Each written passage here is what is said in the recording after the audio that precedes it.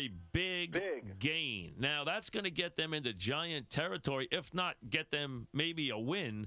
That is a big play there. And a lot of people, Phil, I saw last night, and I don't know if they're watching all 22 tapes or something that we don't have, but they said that they thought that play was going to go for a touchdown. Now, I don't know if it was, but I can't wait to see that play again. Well, I can't either, and but even from the TV angle that I saw, I could tell there was a tremendous vacuum in there to get a lot of yards after the catch.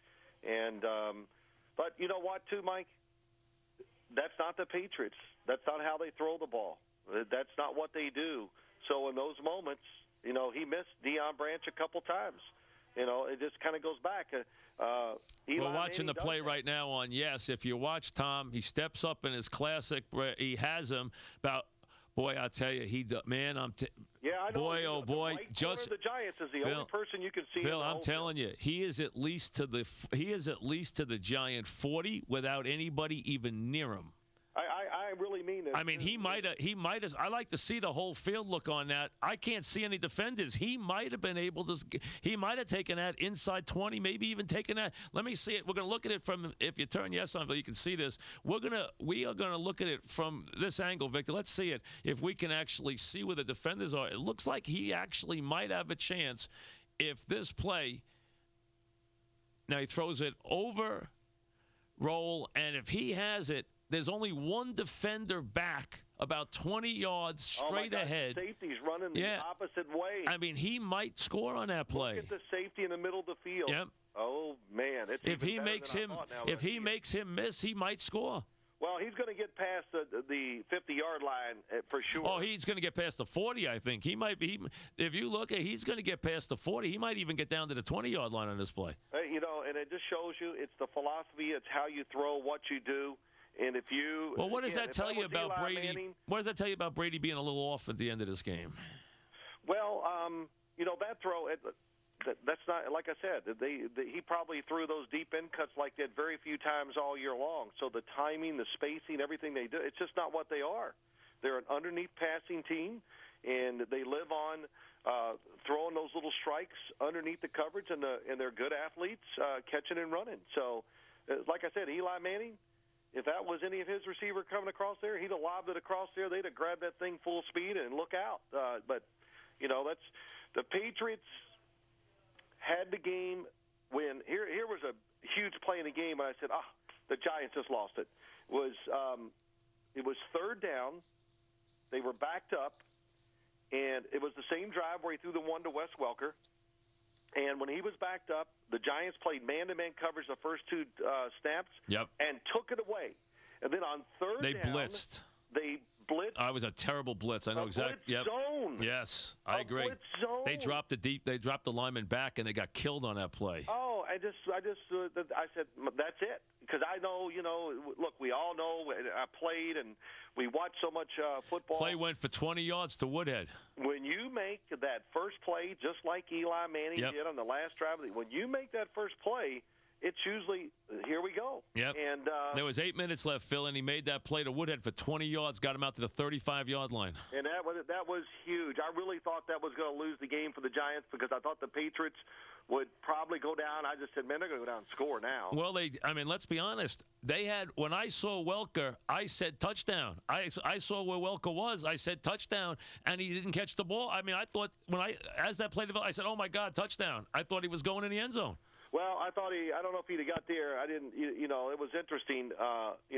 Brady was probably a little fooled by the coverage that time. I would think on that throw to Welker, he expected to throw it short and outside. That's what they usually do on that play. The defense always falls off. They give you the short throw, and then that's why it took him a little. He was just a little hesitant, and you could see the safety was pretty close to Welker too, because Tom Brady looked to that side of the field the whole time during that play. I thought Welker took. And the only guy I saw who agreed with me was Michael Irvin, who said, you have no idea how hard it is to change direction and catch that ball like that. And I thought the same thing. Now when you watch it, do this again, because I even, and I watched it, as soon as they showed the replay, Wes Welker, because of the speed of the throw, that it's, if, like I said, if Tom Brady had thrown that football exactly where he threw it and just put some heat on it, Wes Welker is going to catch that easy. Wes Welker turns, mistimes the jump just a little bit, and that was enough to throw him off. Yeah, I just thought that. I mean, maybe it's me. I thought I put more of that on Brady than Welker. Most people are putting it more on Welker, and Welker took the blame. He said, "Listen, I catch that ball every time." He said, "I never drop that ball."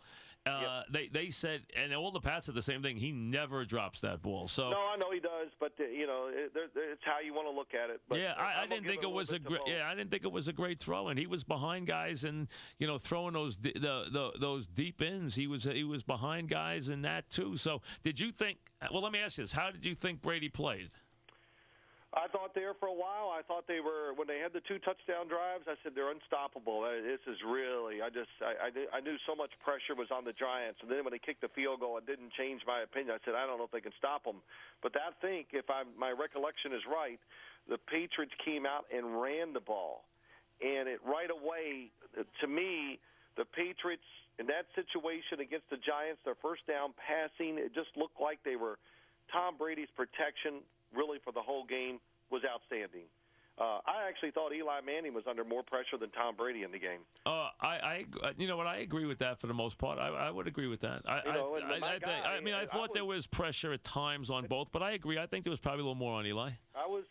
We talked about it yesterday morning. I was like, wow, I was really close. Ninkovich was so close to being a star in that game. It was unbelievable. Still pressured Brady. I think he got a sack, at least one, but a couple times. If Eli Manning pulls that arm back to throw, it's going to be a strip and a fumble. So, the Patriots, they had to be happy. They were able to pressure the quarterback enough. They didn't give up the big plays down the field until it counted. They did a lot of things right.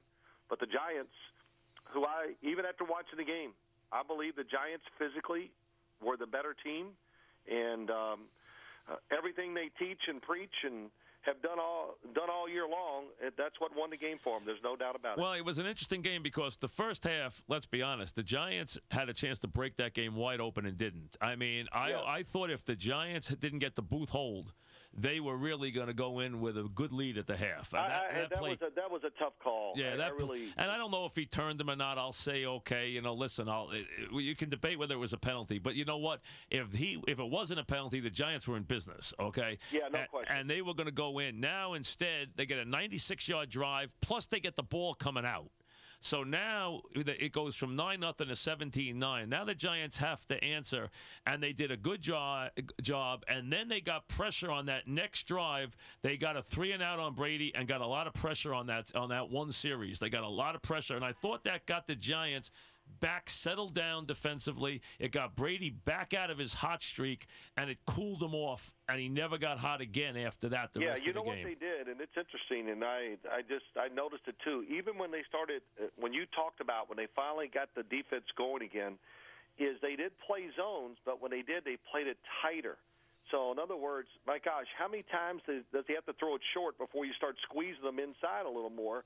And they finally did. Those throws got tighter. They knocked a few of them down, and Tom Brady had to be careful, threw a few incompletions. So I listen. I give great credit to the Giants. I thought they showed, toughness. I really did. They're, to win it at the end. But I thought their defense, the defensive backs were so aggressive, and they really had a very, very good game tackling the football. That's the thing that really stuck out.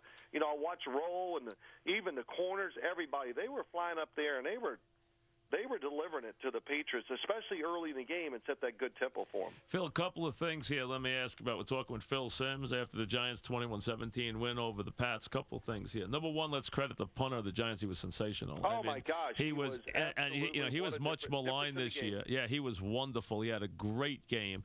Number two, the Blackburn interception. If you look at that play in slow-mo, at one point he has Gronkowski wide open. Yes. Did he underthrow that ball badly? Yes. Did he finesse it? Was it a bad throw? What do you think? Did he miss? Take me through Brady on that play. Well, there's a couple things I saw in that play. He did get behind the defense.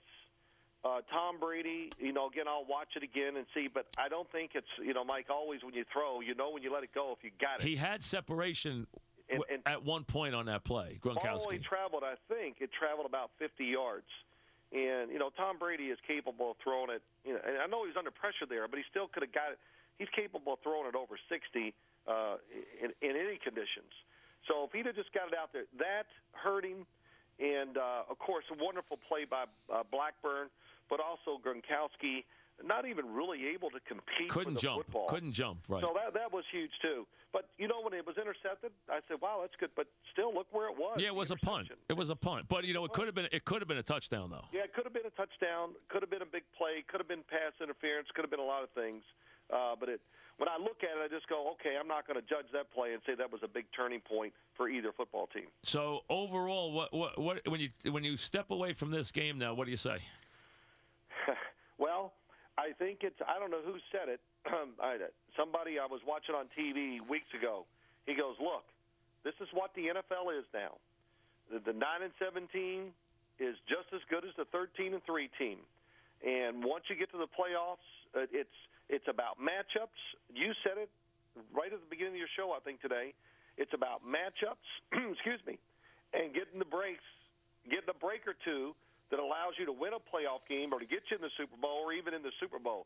When you look back at all the winners now, look at all the plays and how close they've all been, over the last 4 or 5 years, it's the bounce of the ball, it's a penalty, it's whatever it is. It's the smallest thing, and I think that's the NFL we're going to see here for a long time. I totally agree. And what would you say about Eli Manning right now? Well, what can you say?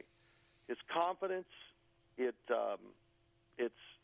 can look at him, you can watch it, and you can see it. And his calmness early in the game yesterday was phenomenal. It really was. I mean, right off the start, he got a couple easy throws, but I could see right away. I said, wow, he's loose and in rhythm. The ball was coming out of his hand very clean. And, it takes just as much talent to throw those little soft short passes as it does, throwing a 20-yard sideline route. And, just a great job, by him. And he is definitely, I hate all that elite, all that other stuff, but there's no doubt about it. The system, the team, and the quarterback are all top-notch. And Eli Manning, after that game in these playoffs, hey, he's definitely one of the top 5 quarterbacks in the NFL.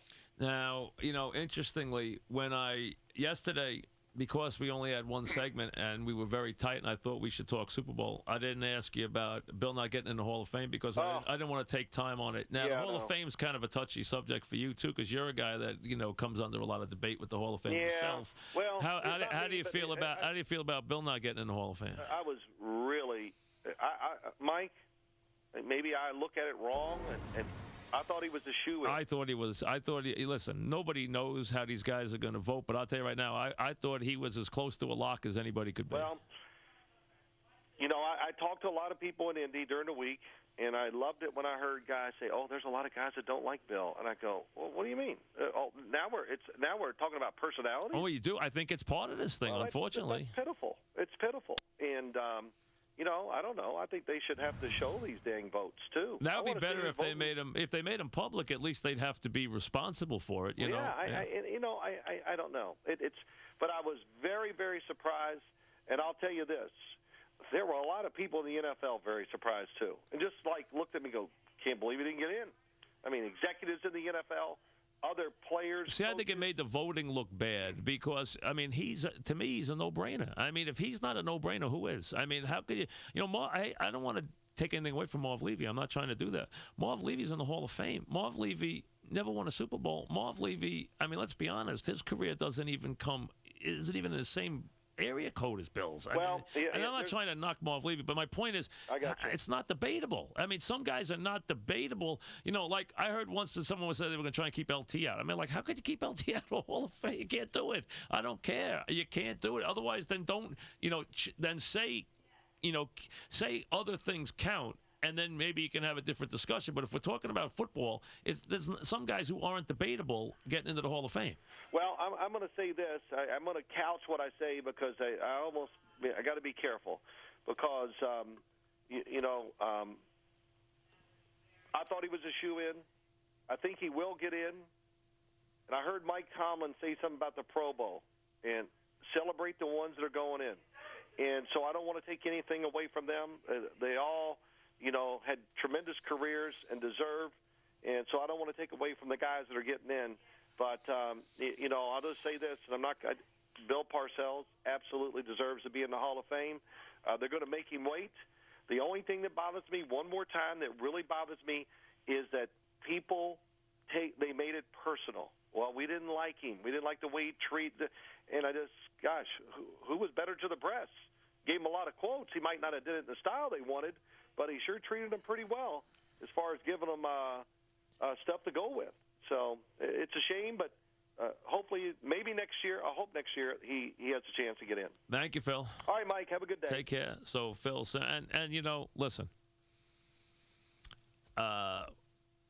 we'll spend the time now on we'll get into the Hall of Fame later after we've exhausted the game, because the most important thing right now is the game. We'll get to that. I mean, listen, it's mindless that he didn't get in the Hall of Fame. I mean, come on, his credentials. He's been one of the most dominant figures in the sport over the last 25 years. There's not even a debate if he gets into the Hall of Fame. I mean, there should not even be a debate. I mean, he should be as close to a lock as anybody. And I was shocked. I never thought. And, the last couple of days, and I had mentioned this down there, a couple of people said, well, it might be harder than you think. I never took it seriously, to be honest with you. I never thought they wouldn't put him in. Even, you figure that they sit down in the beginning and they debate it. Now, again, I'm not in that room. But I never thought it was possible he wouldn't get in. I was shocked, stunned, and a lot of people were. So, but now you make them wait who knows how long. I mean, it depends, I guess, on maybe they should separate coaches and players. Maybe that makes it a more orderly thing. But this is not the issue here, because his credentials, I think, make him, without question, a lock Hall of Famer. Back after this.